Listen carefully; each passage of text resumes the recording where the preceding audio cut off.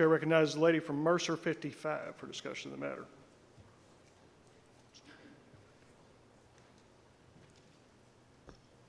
Thank you, Mr. Speaker. May I comment on the bill and hopefully call a floor amendment? Yes, ma'am. Thank you very much. Make no mistake, this body will have to revisit this same issue in the very near future if it passes and becomes law to take care of the unintended consequences. The World Health Organization, McMaster University, the District of Columbia, Department of Health, and Health Canada have already identified contraindications for medicinal marijuana. This is not a comprehensive and exhaustive list, but those contraindications include acute psychosis, unstable psychotic conditions, cardiovascular, immunological, liver and kidney disease, arrhythmia, the use of antidepressants, pardon me with some of these pronunciations, tricyclic antidepressants, antipsychotics, beta blockers, Coumadin, Sandimmune, beta blockers, calcium channel blockers, and more. So these are medicines and contraindications that, again, have already been identified. And I think to help lessen the unintended consequences that we will have in the future, I would like to call House Floor Amendment 7 and ask for consideration with this body, please. Mr. Clerk, please report. House Floor Amendment 7 to House Bill 136. Thank you, Mr. Speaker. House Floor Amendment 7 would be included on page 27 of the committee sub. Lines 21, 23 are affected. It would just add the following sentence as subsection C. The provider will not be able to issue medicinal marijuana if they need to provide a written certification for the use of medicinal cannabis to a patient who is currently taking a prescription drug that contraindicates the use of cannabis for medicinal purposes. And again, I've just reviewed several of those that have already been identified by these respected health organizations, and I would encourage passage of House Floor Amendment 7 by the body. Motion is for the adoption of House Floor Amendment 7. Gentleman from Jefferson. Thank you, Mr. Speaker. I want to thank the lady from Mercer for the spirit with which she brings this amendment. She's trying to, I think, make sure that this is safely provided to people, in which I think the sponsor, I know the sponsor, and I think all the co-sponsors and supporters support that goal. I want to note that this is from a friend, but is not friendly, because in the way that we say it's not friendly, because this has the ability to gut the program from the beginning. That's not the intent, I don't believe, but it has the potential to do that. And I would say this, there's no drug that is, or no medicine that's listed in this floor amendment, and so there's no drug specified, and we already have these protections built in. And how do we have that? We have the physician. A patient can't get this without having a recommendation from their physician that they have a bona fide relationship with, not just anybody. They can't go physician shopping. So we have the physician already looking at this particular patient, what is going on in their life, what's going on in their treatments, what drugs they might be on, what conditions they have. And even more than that, after working with my friend, the gentleman from Warren, we have a pharmacist involved. So what happens in this bill, under this bill, is the patient would go from the physician and then to the Department of Health to get their card to make sure that everything's on the up and up. The Department of Health could also say no. And then the patient has to go to the pharmacist to make sure that there are no contraindications and that everything is right for this particular patient. Here's my fear. Medical marijuana, and why I say it could gut the program from the beginning, medical marijuana might contraindicate with a host of conditions or prescription drugs, but the good might outweigh the bad. And that's not for us to decide. My friends on the other side, and they are my friends, Mr. Speaker, my friends on the other side say quite often, we ought not be practicing medicine. This whole bill removes bureaucrats and removes legislators, elected officials, from the practice of medicine. This floor amendment puts it back in. So my request is, let's allow the physician, the Department of Health, and the pharmacist to make the right decision for that individual patient. Sometimes they might have contraindications, but the good might outweigh the bad. Let's let the professionals make that decision, and I urge you to vote no on this floor amendment.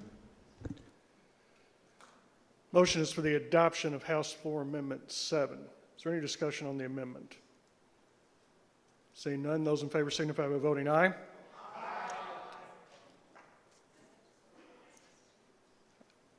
I apologize, lady from Kenton, I did not see your button on.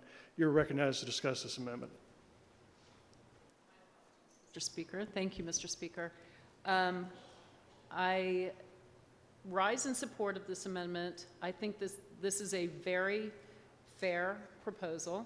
I would agree that there are substances or interactions with this substance that we don't know about. And I would submit that these contraindications could really cause some serious problems for individuals who are hoping for true relief for their symptoms or their disease process. I feel like we don't know enough about this medication or this substance, which is not actually, has not been developed into a medication yet. And I would just, I think that this is a very good amendment. I think that we do need to be very careful, and that since we have providers who will be recommending this as a medication, I think it is completely in their purview to indicate whether or not they feel that there's the potential for a dangerous side effect with this substance. So I would like a roll call vote on this amendment.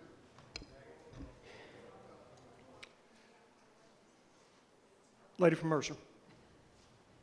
Thank you very much. I appreciate the comments from my great colleagues. I would like to mention that the conditions and the medications I listed are not outliers. They're not out of the ordinary.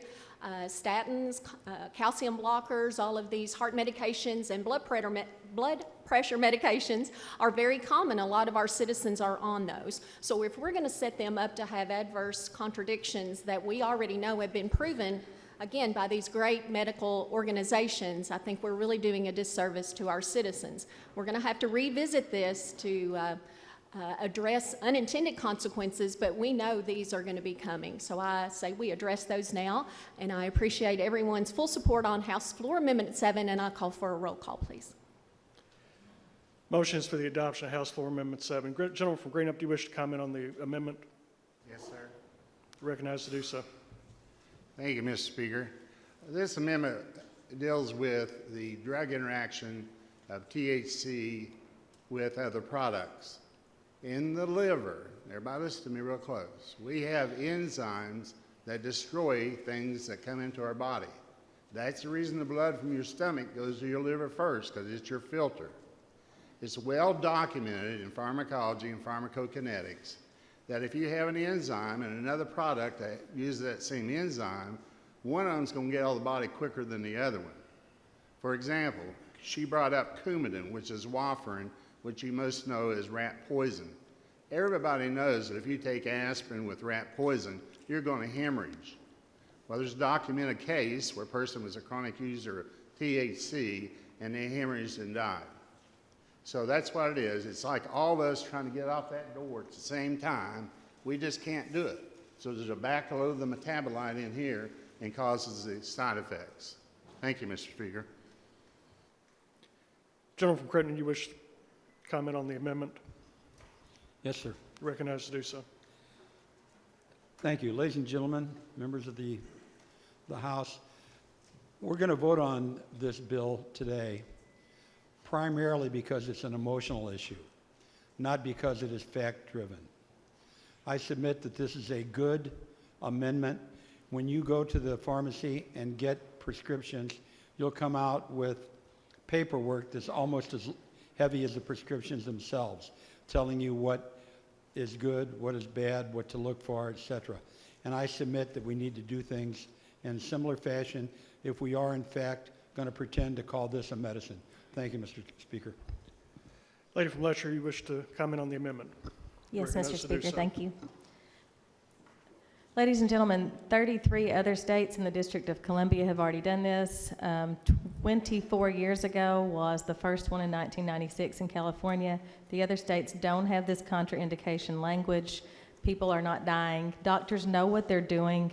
Doctors can be trusted not to prescribe medication for folks that is going to harm them when they know what other medications that they're on. And opioids have tons of contraindications. Sometimes they're necessary anyway, and doctors know when to do that. And this amendment, with all due respect to all of my colleagues, is not needed. Motion is for the adoption of House Floor Amendment 7. Is there any further discussion of the amendment? Seeing none, roll call having been called for by 2 or more members, clerk will sound the chimes. Those in favor vote aye, those opposed nay, and the roll call machine is open for your vote.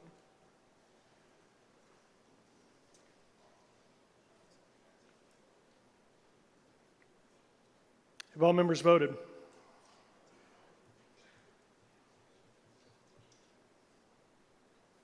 all members voted?